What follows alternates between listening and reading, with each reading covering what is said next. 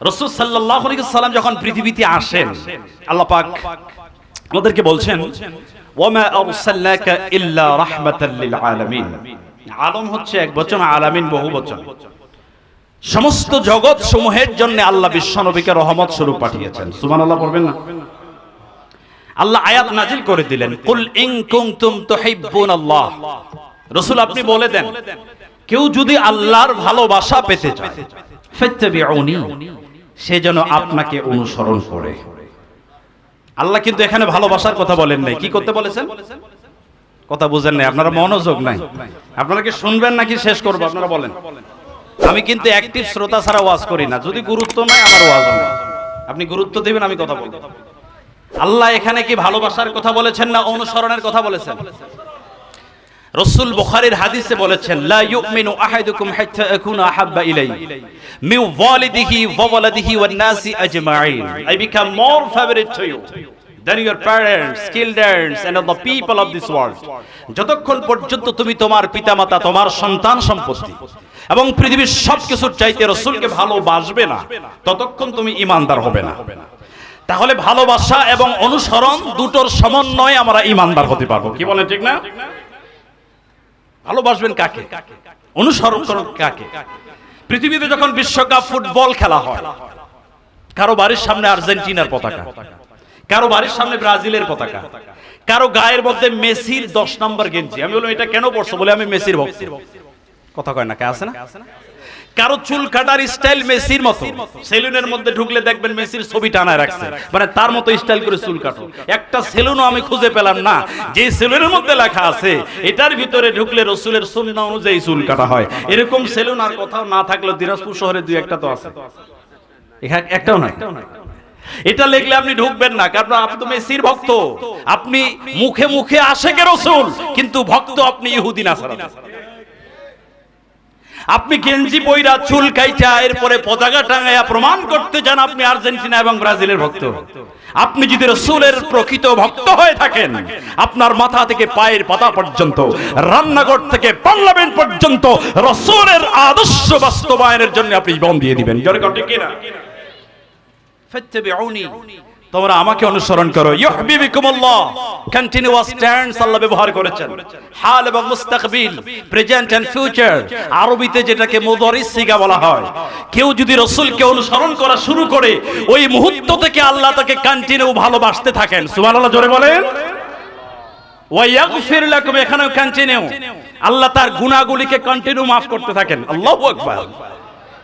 তাহলে রাসূলের সিরাত সম্পর্কে আলোচনা শুধু শুনলে হবে না, রাসূলের আদর্শকে বাস্তবায়নের চেষ্টা আমাদের জীবনে আমাদেরকে করতে হবে। জোরে বলেন ঠিক না? রাসূল সাল্লাল্লাহু আলাইহি সাল্লামের আদর্শ কি? আল্লাহ পাক বলেন, ওয়া ইন্নাকা লাআলা খুলুকিন আযীম। আযীম শব্দটা আল্লাহ শুধু আল্লাহর জন্য ব্যবহার করেছেন, আর রাসূলের চরিত্রের সার্টিফিকেটের জন্য আল্লাহ ব্যবহার করেছেন। আল্লাহু আকবার। আমাদের চরিত্রের সার্টিফিকেট কে দেয়? বলেন না কেন? ইউনিয়ন পরিষদ দেয়। অনেক ইউনিয়ন চেয়ারম্যান আছে যার নিজের চরিত্রই ঠিক নেই। আপনারা ভয় পাচ্ছেন নাকি? কথা কন না কেন? নিজের চরিত্রই ঠিক নাই, হ্যাঁ আবার চরিত্রের সার্টিফিকেট দেয়। আর রাসূলের চরিত্রের সার্টিফিকেট স্বয়ং আল্লাহ দিয়েছেন। সুবহানাল্লাহ, কি চরিত্রতা! খুলুকুন আযীম, খুলুকে কারীম, খুলুকে হাসান। খুলুকে হাসান হচ্ছে জাস্টিস, আদল। অর্থাৎ আপনি একটা থাপ্পড় দিলেন, আমিও একটা দিলাম, সমান সমান। খুলুকে কারীম হচ্ছে আপনি থাপ্পড় দিলেন, আমি maaf করে দিলাম, থাপ্পড় আর দিলাম না। খুলুকে আযীম হচ্ছে তায়েফের ময়দানে ৬০০০ ফিট উপরে রাসূল সাল্লাল্লাহু আলাইহি ওয়াসাল্লাম, যেখানে আমাদের গাড়ি দিয়ে যেতে কষ্ট হয়, তিনি পায়ে হেঁটে কষ্ট করে তায়েফের দ্বীনের দাওয়াতে গেলেন।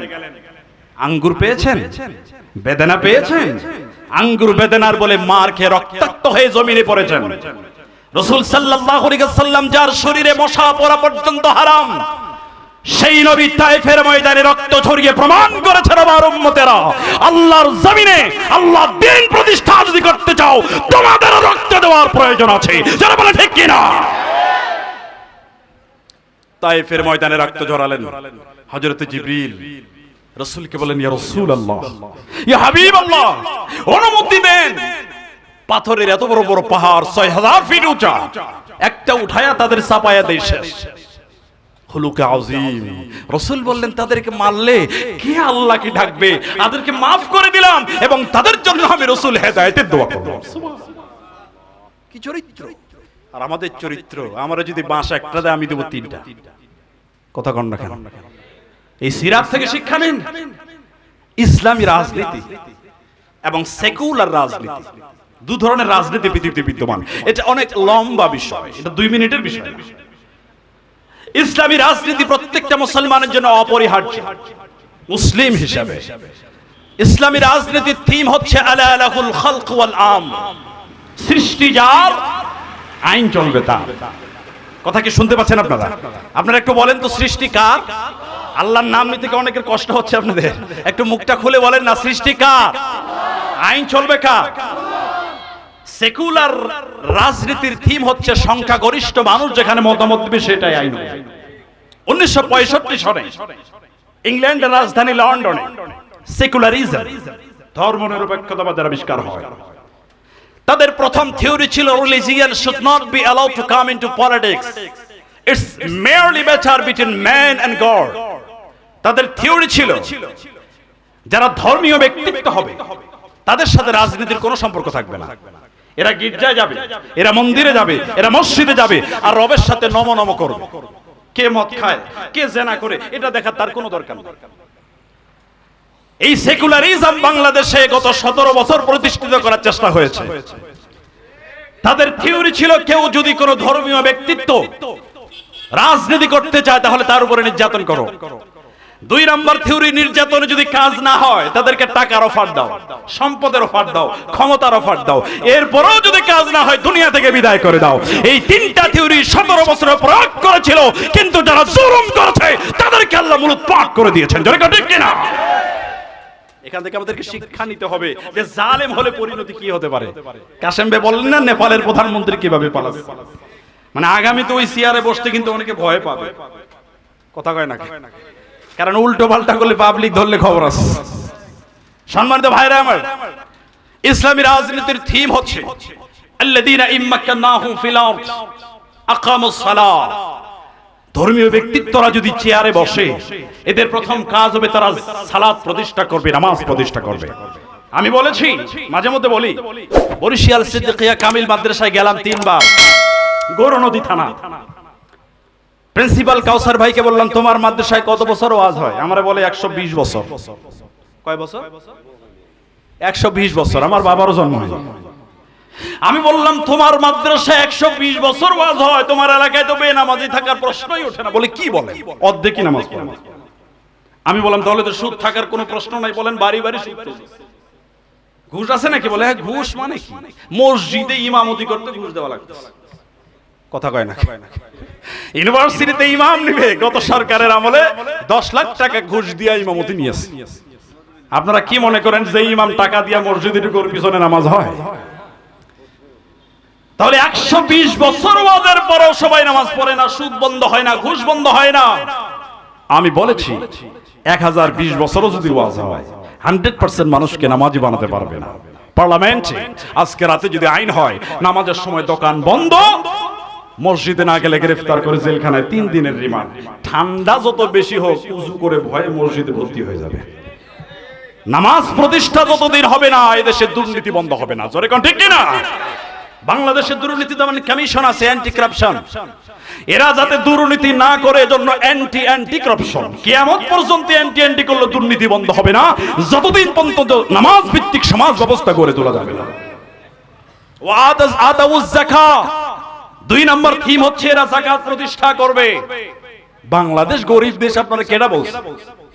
বাংলাদেশে যত জনশক্তি, যত পাওয়ার আছে, আমাদের ইউথ জেনারেশন, এদেশে 35% ইয়াং যুবক, যেটা পৃথিবীর কোন দেশে নাই, বাংলাদেশে আছে। এই দেশের মাটি সোনার চেয়েও খাঁটি। দিনাজপুরে আম লাগান আম হয়, লিচু লাগান লিচু হয়। কি বলেন ভাই, ঠিক না? আমি মালদ্বীপে গেলাম গত 2 মাস আগে, মাটি নাই।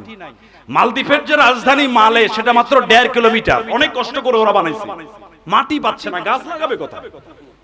সৌদি আরবে দেখেন হাজার হাজার মাইল যাচ্ছে, গাছ নাই, কোনো কিচ্ছু নাই। একটা গাছ বাঁচাতে প্রচুর টাকা তাদের খরচ করতে হয়, অথচ গাছ লাগাই দিয়েছেন, পানি নাই, অটো গাছ হচ্ছে। সুবহানাল্লাহ বলতে ইচ্ছা করেন। কি দেশ আল্লাহ আপনাকে দিয়েছেন, আপনি কল্পনা করতে পারছেন না। এই দেশে এত পরিমাণ ধনী আছে, এরা যদি যাকাত দিত, বাংলাদেশের প্রত্যেকটা গরিব পরিবার 18 লক্ষ করে টাকা পেত। সুতরাং ইসলামী রাজনীতি অপরিহার্য। যাকাত প্রতিষ্ঠা ততদিন হবে না যতদিন ইসলামী রাজনীতি প্রতিষ্ঠা হবে না। জোরে কোন ঠিক না? ওয়া আকামুস সালাহ ওয়া আতাউজ যাকাত ওয়া আমারু বিল মারুফ। এরা সৎ কাজের আদেশ দেবে। আদেশ আর অনুরোধ দুই জিনিস।